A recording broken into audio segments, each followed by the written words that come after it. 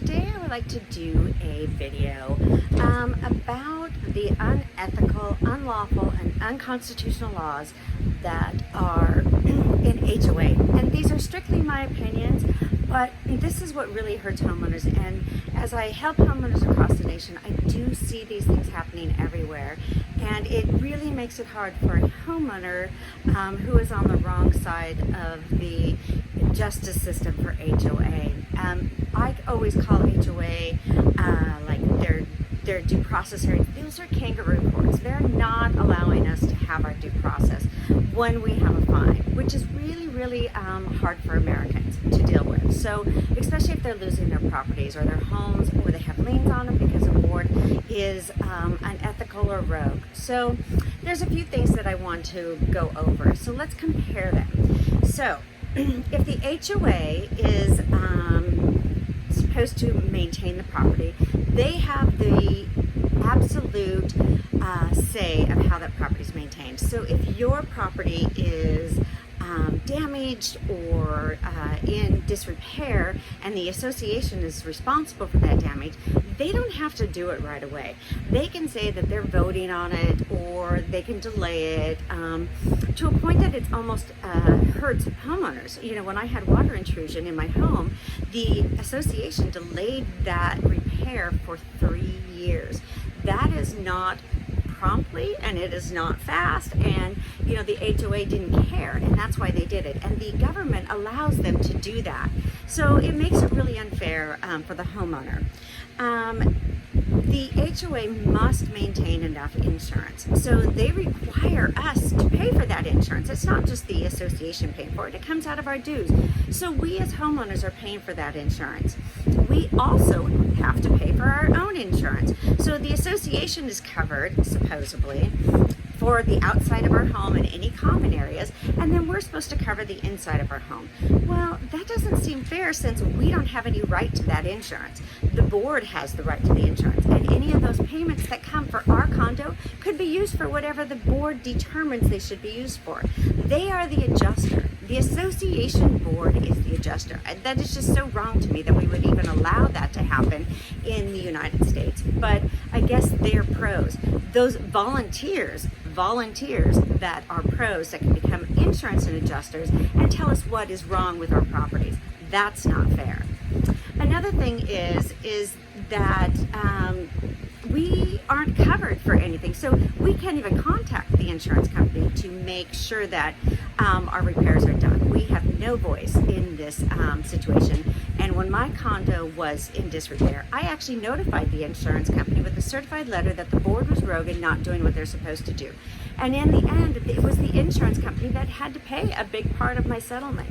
So it's really important to keep notes and to make sure that you send certified letters to anyone that's involved with your property, whether it's an insurance company or not. You have the right to see all those policies. So I would suggest that you get the full policy, not just the little one that they want to send you, not just the little one that they want to send you, the cover page or the review page. You want to see the entire policy so you know that it's good for your condo association. Then again, the board gets to pick and choose what repairs are done and when the work will get done. When the roofs weren't up to code, the board is still not changed those roofs in that association. So people buying into that association right now are buying in with roofs that aren't repaired. They have no idea that a special assessment could be coming. They have no idea what's going on. Yeah, they disclose that they have a wind-driven rain lawsuit against the builders, or the insurance companies, but does that help the homeowner? It really doesn't. And you'll see why, because now that the board has identified those damages and sued for those damages, they have to restore them. They have to repair them, and it's supposed to be done promptly.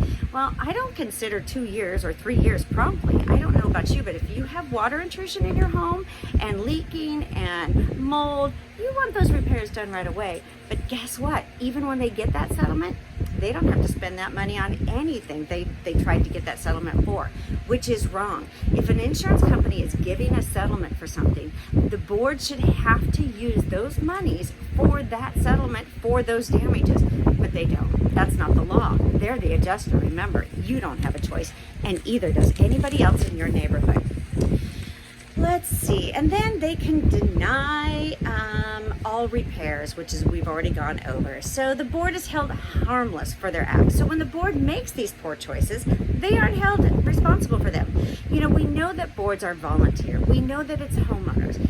But do you also know that these homeowners are making decisions for multi-million-dollar accounts, and they are making insurance decisions as an adjuster, and they get to keep all the money hidden from the homeowners? They don't have to disclose anything, no bank accounts, not anything. So the board's property manager could be giving you a spreadsheet that is just a lie, which is what I received in my resale cert when I purchased my home, which is why it was fraud. They had given me all the wrong information because they didn't want us to know what damages were on that property. That is fraud. And I had an FHA loan. That should have been $1 million fine and up to 30 years in prison. That is wrong. But the FHA didn't care either. Nobody cares for the homeowner. They only care for the profits that they receive from that association. And they're receiving lots of profits because every 2 years you have to be recertified FHA, and they take that money in.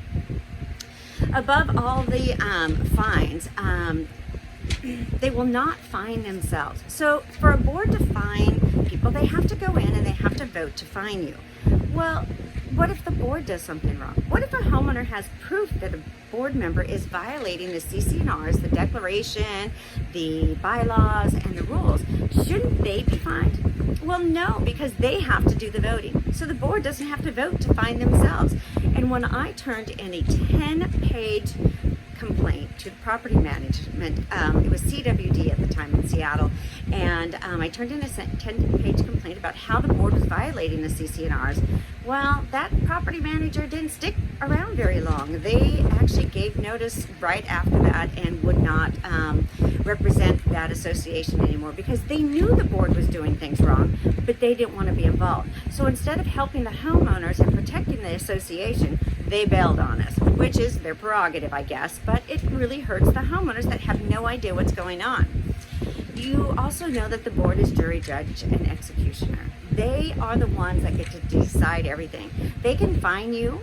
They don't have to have any evidence. They can have a due process hearing, and you have the right to be heard. Well, then they give you your fine, and they might just say, nah, we don't see it your way. Even though you have all the evidence against us, we don't see it that way, and we vote that you still are fine.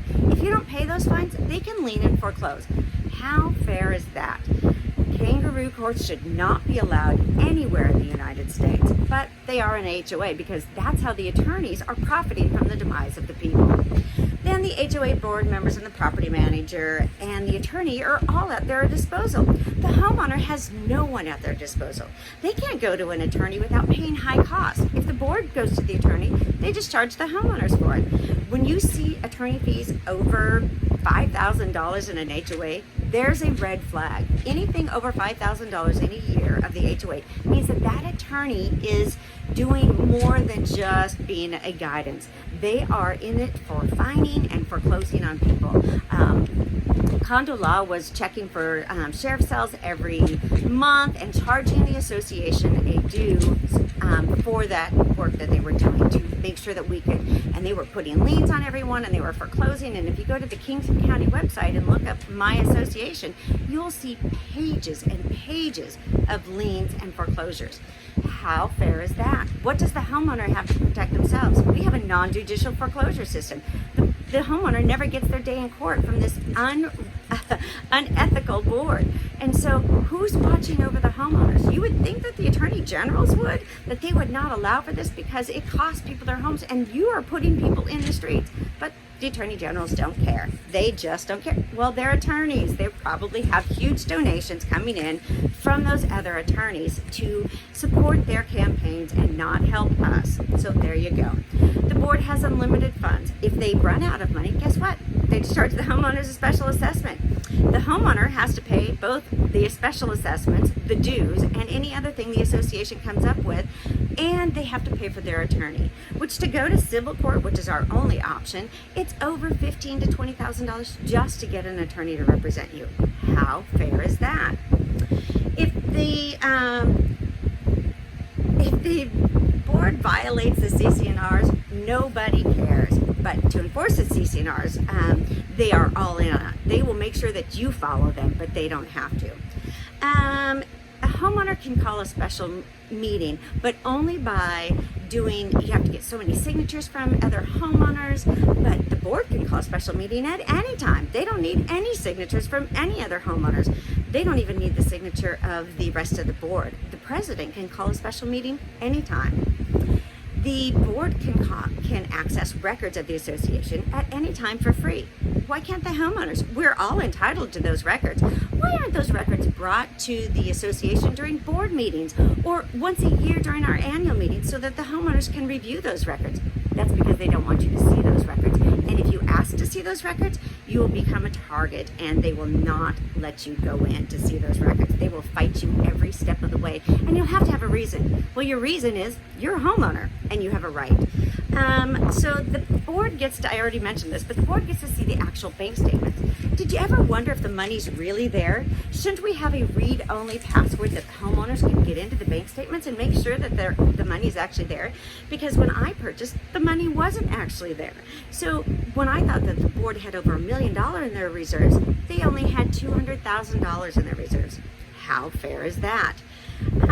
Let's see, what else can they do? Let's see, the board must be prosecuted in civil court. Yes, we are judged in a kangaroo court. We don't get that chance. The only way we get the board anywhere, well, in Washington State, they're held harmless, so really you can't get the board. It's really impossible.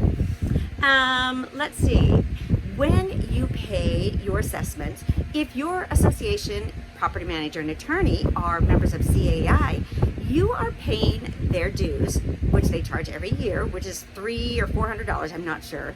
And then they add a lobbying dues that is mandatory for their nonprofit lobbying group. Well, how is that fair? How are you forced to pay? If you are forced to pay for a dues for lobbyists, then you're lobbying against yourself. CAI lobbies to fine and foreclose with non-judicial foreclosures in every state. That's what they want. They don't want the homeowners to have a voice. So make sure that you understand what your assessments are going for, because they're going to lobby against yourself. The board can fine you into foreclosure, but yet we can't fine the board into foreclosure. We can't even put a lien on a board member for violating the CC&Rs or the declaration or anything. So if they violate the law, we have to take them to civil court. If they violate the law, they just take us to their kangaroo court. And remember, these really aren't laws. And in Washington State, no law shall be passed unless it's fair and equal. Well, it's not fair and equal in HOA. And I have to ask our legislators why they want to keep homeowners down and add to the homeless population. All right, there's my opinion for today, and I'll see you on the next one.